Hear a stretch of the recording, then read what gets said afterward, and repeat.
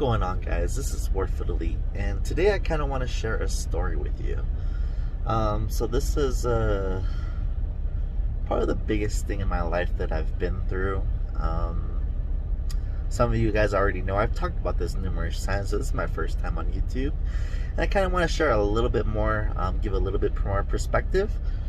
I'm not going to tell it all because I am going to be writing a book and making a movie about this too, so I don't want to give away all the details, but I do want to share my story with you guys. So without further ado, hopefully you guys enjoy. Well, let's go.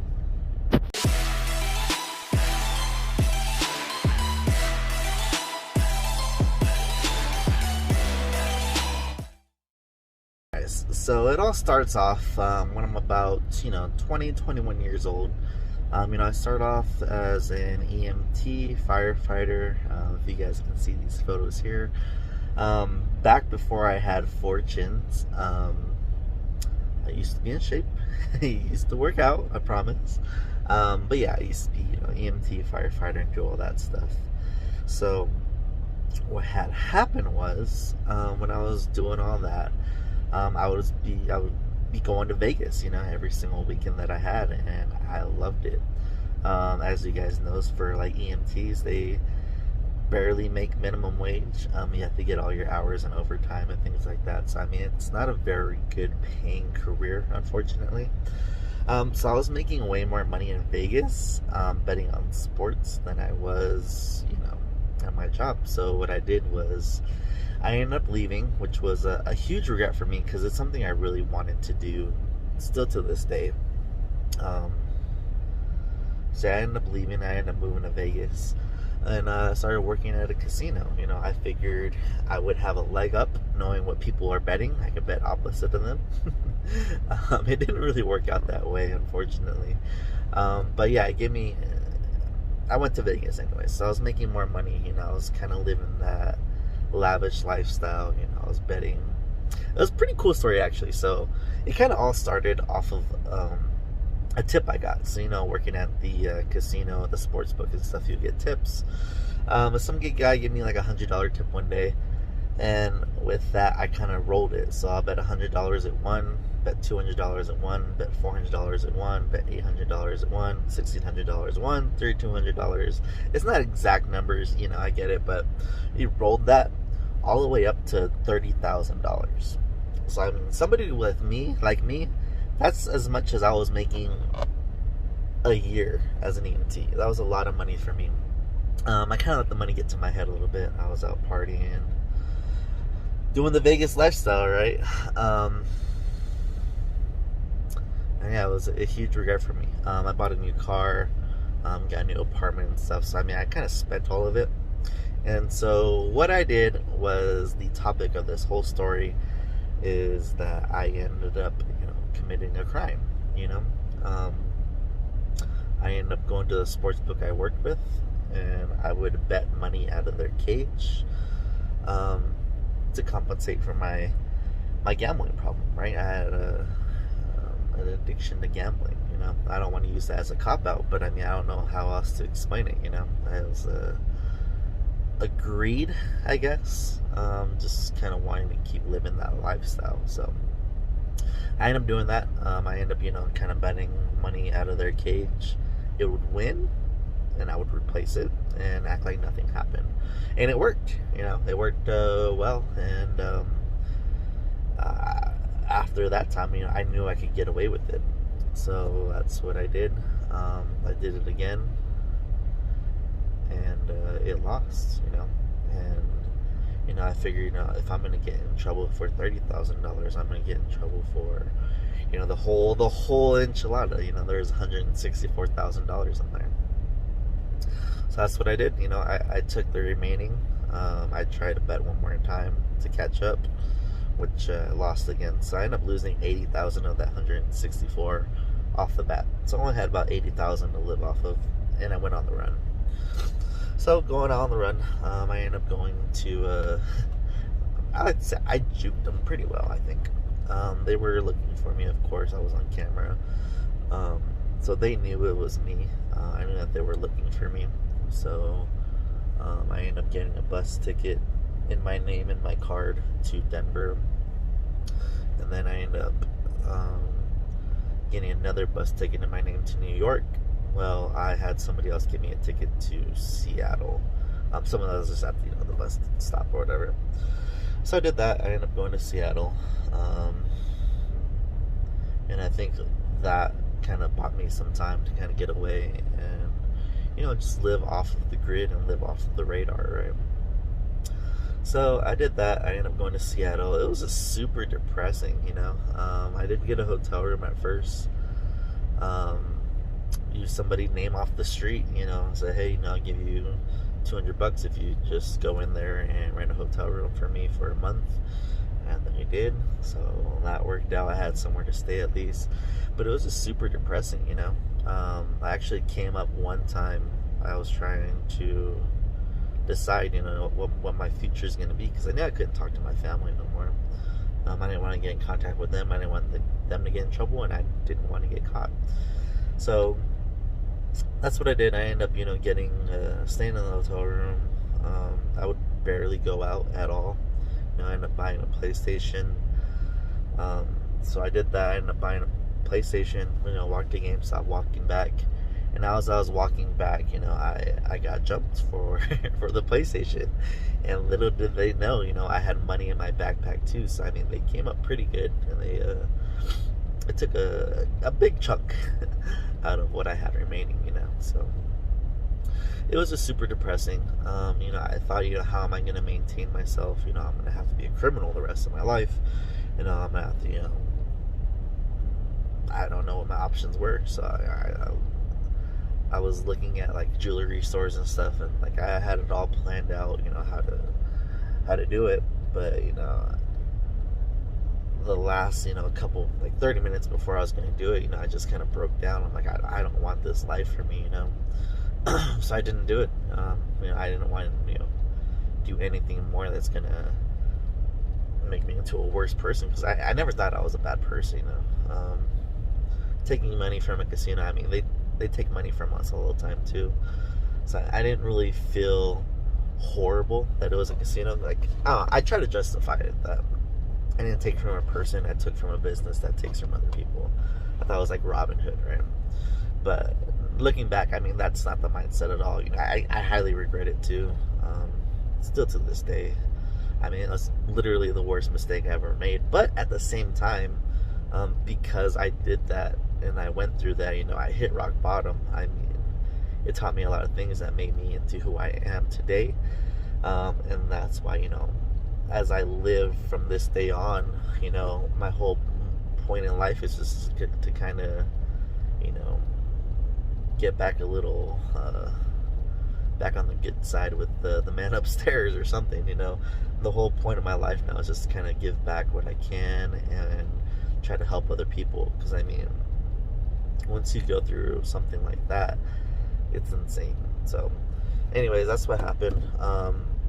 I was super depressed and I was suicidal. So I actually tried to kill myself. I mean, I know it's not a good topic to really bring up, but it's my truth and it's my story. I was suicidal. I wanted to kill myself, and I tried. I took pills and I jumped off of a roof. And as I hit my head, nothing happened to me. I had I don't dream very well, or I don't remember my dreams, but I don't know what to call it, but I had a dream or like a nightmare or something that my family, I missed them so much, and I just had horrible thoughts of never seeing them again, them crying over me and stuff like that. And that's when when I kind of decided I want to get my life back, So I prayed. You always find God at the bottom of bottoms, right? So I prayed. I asked for forgiveness and all this stuff. I asked for signs, and that's where I kind of took it upon myself. I'm gonna turn myself in. I'm gonna try to get something of a life back, and I'm gonna serve my time, do what I gotta do, accept responsibility, do all that stuff, and try to get my life back, or some form of a life, because it was horrible, being on the run. I mean, I would hardly leave, and when I leave, I'm looking over my shoulder. I'm scared because I don't know who I pissed off. I'm used to like mafia movies that run Vegas. Like, I thought the mob was after me or something. I had no idea. So it was a scary time. So I was just super paranoid and super depressed. So that's what I ended up doing. I ended up calling. I ended up seeing my family again, which was super nice. They weren't anything like, oh, you're stupid, you ruined your life. They're all just, I'm just so happy you're alive. That's the only thing that they ever said to me. They never, really yelled at me or, tried to down me because of it. Their only support was, I'm just happy that you're alive, So yeah, I got to see my family. I ended up turning myself in, and I went to Las Vegas, county jail while I awaited trial, and I just pleaded guilty. I took the plea bargain, which was 2 to 5 years. Super scary because when you think of prison, all you know is like TV shows and like blood in, blood out, and like I don't know. So I was super terrified of prison. That's why I wanted to kill myself instead of go in. But it wasn't too bad actually.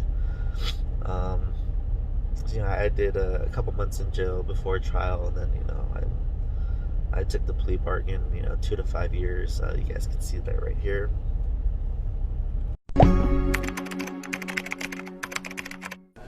Del Eugene Warfield, the man who robbed the Prim Valley Resort and Casino and turned himself in 2 years later, appeared before Judge Janice Marshall to enter a plea. All right, so Del Eugene Warfield, so 3rd 138-01540X.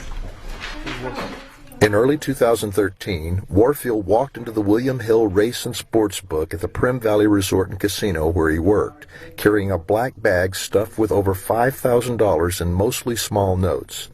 After opening a safe in the casino cage, Warfield exchanged the cash he was carrying for over $164,000. The exchange was captured by surveillance cameras. In court, Warfield waived his rights to a preliminary hearing and pled guilty to theft and forgery, which could carry a sentence of 2 to 5 years in prison.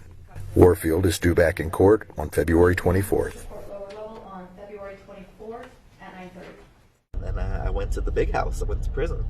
So I went to prison for only a year. So I had a 2 to 5 year sentence for felonies, of course. And I'll end up doing 1 year on the 2 to 5 and off of good behavior because I just kind of stayed to myself and worked out. I got in really good shape because all you do in there is just they make you work out. Like if you're not pulling your weight, it's punishment, right? So. Anyways, I was working out. I got in really good shape coming out. And then, I'm not going to go through all that stuff. That's a different story. Maybe in the book, in the movie, whatever. But, when I got out of prison, I was looking for, what I can do to get my life back, what kind of jobs can I do? I was an EMT. I always wanted to do an EMT. That's why I was so depressed, was because I can never do what I love again, which is, being an EMT. And I had no real future because nobody would hire me. I would apply for jobs, straight out of prison. The only job I could get is 7-Eleven, which I did. I did work there, but it was just so demeaning. It's like I don't want to be cocky, but I'm too good to be working at 7-Eleven. I'm too smart for this. Or no disrespect to anybody that works at 7-Eleven or anything, but this is not what I want my future to be. So I got depressed again, so I ended up just laying in bed for a good year. It was horrible. I was super depressed. Thankfully I had family support, but it was toxic. It's just kind of whittling away. So anyways, that's what I did. And then I was super depressed. I gained a lot of weight.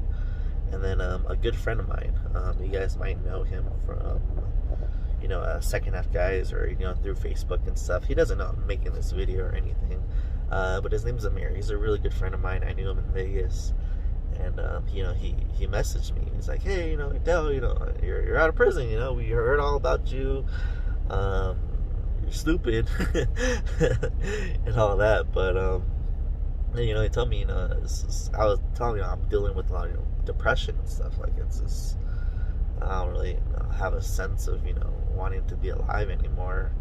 I don't really want to wake up anymore. He told me, well, just get on Facebook, I do this sports betting stuff. We have the sports betting groups. Just come on here, post your plays or whatever. I know you're good at sports betting. Just come do that. So I thought it was like a little weird. I mean, it's like, all right, whatever. Kind of get my, kind of something to kind of not think about my life, I guess. And then I did that. And as I was, posting plays, I was a pretty good sports bettor, So as I was posting plays, I started getting, a little bit more popular. That dopamine hit of likes and, comments and fireballs. All that stuff is just straight drugs and dopamine to my soul. And it kind of gave me another, purpose again. I kind of felt meaningful. I'm making people money. I have a purpose again. That's what I kind of thought at the time. So I was doing that, for like a good year, and I kind of started getting momentum again, kind of wanting to try, and so I did. So, I ended up going to 7-Eleven again, getting a job there, getting another job at a call center. I mean, really horrible jobs, but it's just, I had that fight in me to go one more time to try to do this again, while I was doing the sports stuff. And surprisingly, I never thought it would happen to me. It kind of took off, and I was in a position to, actually even before that, I was getting tips. So people would tip you for, your winners. So I was getting tips, and then, someone suggested, you should just sell plays. So I started doing that. And the money from that was insane. Because I was making like, $5,000-$6,000 a month. Compared to working, 7-Eleven and call centers, working 2 jobs. Probably pulling 1,000 or maybe even 2,000 a month. So I mean, it was a huge swing. It kind of gave me purpose again and feeling. Kind of made me feel like I got a shot again. So I started doing that. I ended up moving to Seattle again, just because that's the place I always wanted to be. But Vegas was my true calling, so I ended up coming back to Vegas, or whatever, and I ended up doing that. And then, so yeah, sports betting really hampered my life, developing, a gambling problem, and, just being kind of a degenerate, never being satisfied with what you got, having no control of your bankroll, just kind of going all in every single play. It's it's not maintainable. So I mean, my biggest curse, eventually years down the line, ended up being one of my biggest blessings, and to this day, I'm still, handicapping and betting sports. It's huge what it's done for me in my life. Just that dopamine of being valuable again, in other people's eyes. It's the best thing I could, really ask for, especially coming from, rock bottom.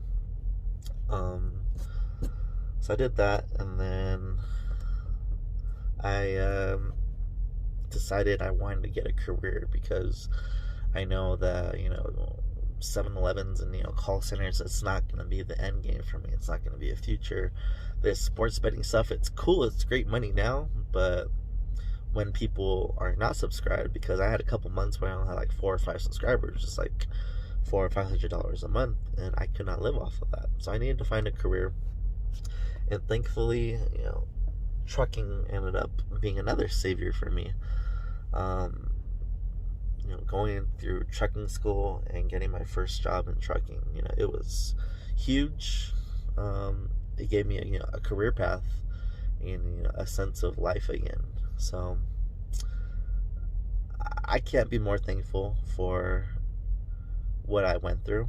It sounds like a huge oxymoron, but if I wouldn't have gone through all that, going on the run, looking over my shoulder, being depressed, trying to kill myself, going to prison, I wouldn't have any of the values that I hold today, because I was a cocky ass kid at 21. So now I've been humbled to the ground, and my whole point of being anymore is to kind of give back and help other people, people that are going through depression and things like that. I can be a voice to them, because I've been there. Anyways, that's just a little bit of my story for you guys. I said I'm gonna be writing a book. I'm gonna be writing hopefully making a movie. Hopefully by the end of this year. So I don't want to give away too much information. I think it's gonna be a really good story to tell. You can have whatever opinions of me that you want. A lot of people to this day try to shame me about it, but I'm completely open and honest about it. Especially through like social media. This is just my first time on YouTube, kind of explaining it as well. But I do just want to share my story with you guys.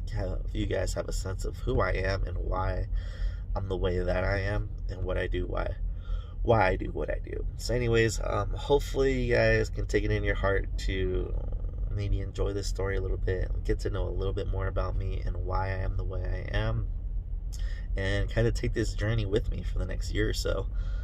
As I'm making these YouTube videos, I'm still going through the process. I'm still, in the process of rebuilding, a future. So if you guys want to, be around for that and kind of see where I go from here, you guys are more than welcome to.